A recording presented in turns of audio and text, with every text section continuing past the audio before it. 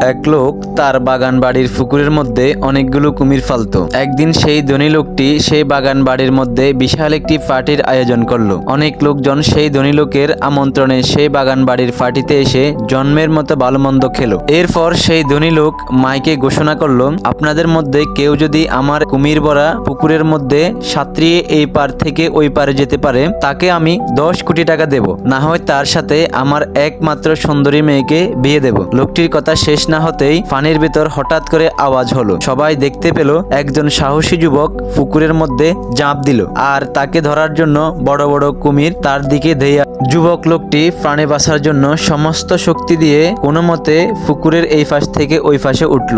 আর সেই ধনী লোকটি ছেলেটিকে জিজ্ঞেস করলো, বাবা তুমি কি 10 কোটি টাকা নেবা নাকি আমার মেয়েকে বিয়ে করবা? ছেলেটি বলল, আমি আপনার টাকাও চাই না, মেয়েও চাই না, আমি শুধু জানতে চাই কোন শালা আমাকে পানিতে ফালাইল।